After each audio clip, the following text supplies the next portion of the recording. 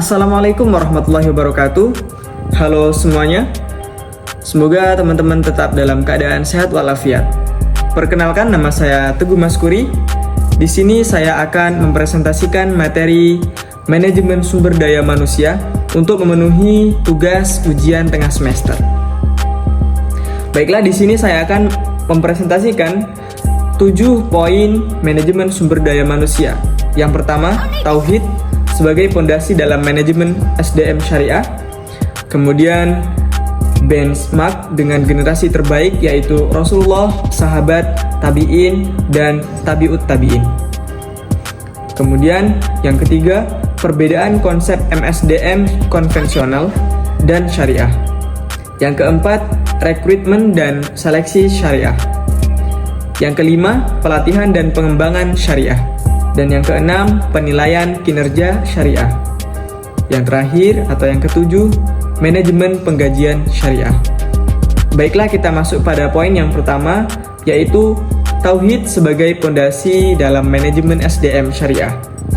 MSDM syariah atau manajemen sumber daya manusia syariah didasarkan pada tauhid, keyakinan bahwa seluruh aktivitas kita harus ditujukan untuk mendekatkan diri kepada Allah Subhanahu wa Ta'ala.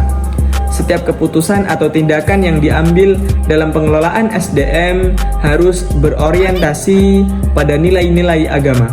Tauhid menempatkan peran manajer SDM sebagai pengemban amanah, bukan hanya sekedar pemimpin yang mengarahkan perusahaan. Nah, mengapa penting tauhid dalam perusahaan? Karena dengan tauhid sebagai dasar, seorang manajer dalam MSDM syariah akan selalu mempertimbangkan aspek kesejahteraan dan keadilan bagi karyawan. Hal ini penting agar perusahaan bukan hanya berfokus pada keuntungan finansial semata, akan tetapi juga pada pengembangan karakter dan spiritual karyawan. Nah, contohnya di sini di beberapa perusahaan yang berbasis syariah, pengambilan keputusan yang berkaitan dengan jam kerja misalnya tidak hanya dilihat dari segi efisiensi, tetapi juga dari keseimbangan antara pekerjaan dan kehidupan pribadi. Manajer di perusahaan memahami bahwa kesejahteraan karyawan adalah bentuk tanggung jawab mereka. Dan dengan demikian, mereka menyediakan waktu ibadah yang cukup serta menjaga agar tuntutan kerja tidak merusak keseimbangan hidup karyawan. Yang kedua, ada benchmark dengan generasi terbaik, yaitu Rasulullah SAW, sahabat, tabi'in, dan tabi'ut tabi'in. Nah, generasi Rasulullah SAW adalah contoh ideal yang tidak hanya bekerja untuk kehidupan dunia, tetapi juga menjunjung tinggi nilai-nilai kejujuran, keadilan, dan kebersamaan. Rasulullah SAW dan sahabat-sahabatnya menunjukkan bagaimana sebuah organisasi atau kelompok harus dijalankan dengan sikap amanah dan kepedulian yang tinggi. Nah, implementasinya pada dunia kerja mungkin dalam MSDM syariah, kita bisa mengambil pelajaran dari kepemimpinan Umar bin Khattab yang adil dan selalu mendengar suara masyarakat. Dalam konteks perusahaan, hal ini berarti menciptakan sistem kerja yang memberikan ruang bagi karyawan untuk berpendapat dan mengekspresikan ide-ide, sehingga mereka merasa dihargai dan dilibatkan. Contoh kasus, mungkin ketika sebuah perusahaan syariah mengembangkan program kerja atau membuat kebijakan baru, mereka bisa mengadakan sesi musyawarah dengan karyawan untuk mendengarkan saran dan masukan. Hal ini menciptakan hubungan kerja yang lebih baik antara pemimpin dan karyawan.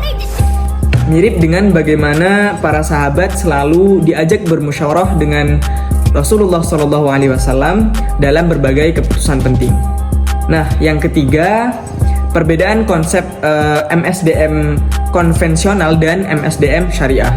Nah, MSDM konvensional umumnya berfokus pada pencapaian target, produktivitas, dan keuntungan material. Sementara itu, MSDM syariah tidak hanya berfokus pada aspek ekonomi, tetapi juga keseimbangan aspek spiritual dan moral, termasuk tanggung jawab sosial. MSDM Syariah menilai kinerja bukan hanya dari hasil akhir, akan tetapi juga dari cara atau proses yang dijalankan. Karyawan dalam MSDM Syariah akan lebih dihargai jika mereka mampu menunjukkan sikap jujur, ikhlas, dan adab dalam bekerja, selain dari hasil kerjanya sendiri. Contoh kasus, misalnya dalam perusahaan konvensional, bonus sering diberikan berdasarkan jumlah penjualan atau pencapaian target finansial. Namun, di perusahaan syariah, penilaian juga melihat proses. Seorang karyawan yang jujur dan membantu orang lain, walau pencapaiannya biasa, tetap diberi penghargaan atas kontribusi sosialnya.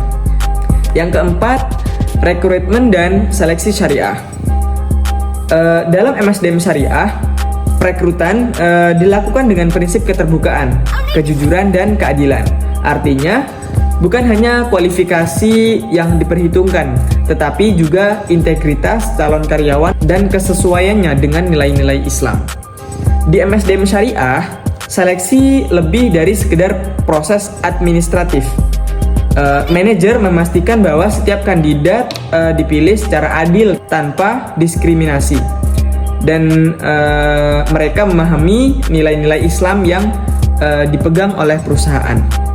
Contoh praktisnya, sebuah perusahaan syariah mungkin akan menilai seseorang kandidat tidak hanya dari riwayat pekerjaannya, tetapi juga dari cara ia menanggapi tantangan etika.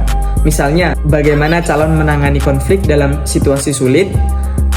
Hal ini dilakukan untuk memastikan kandidat tidak hanya kompeten, tetapi juga amanah dan sesuai dengan nilai-nilai Islam.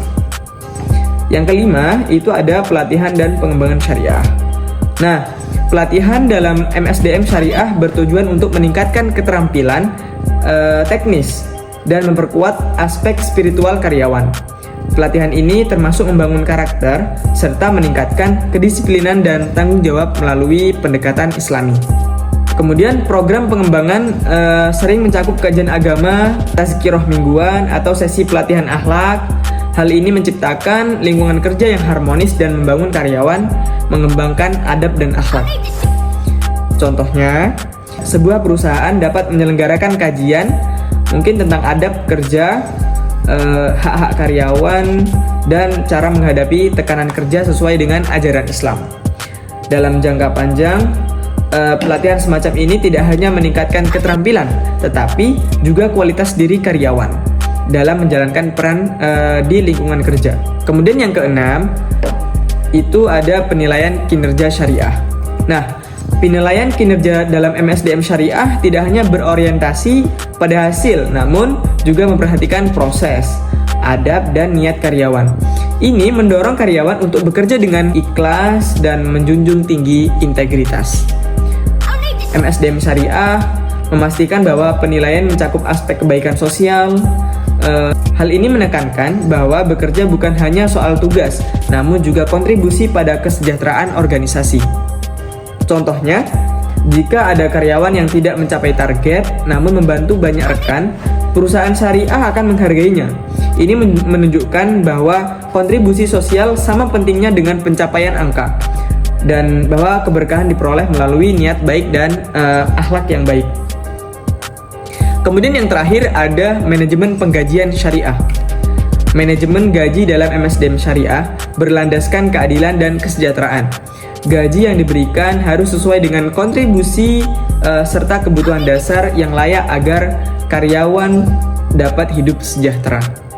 Penggajian dalam MSDM bukan hanya sekedar pembayaran, tetapi juga bentuk penghargaan terhadap usaha karyawan. Manajer bertanggung jawab untuk memastikan gaji mencukupi dan sesuai dengan standar syariah. Sebagai kesimpulan, manajemen SDM syariah adalah pendekatan yang mengutamakan keseimbangan antara kebutuhan organisasi dan nilai-nilai spiritual karyawan.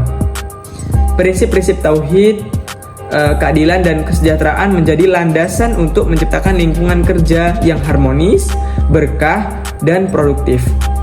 Semoga materi ini dapat menginspirasi dan menjadi wawasan yang bermanfaat bagi kita semua.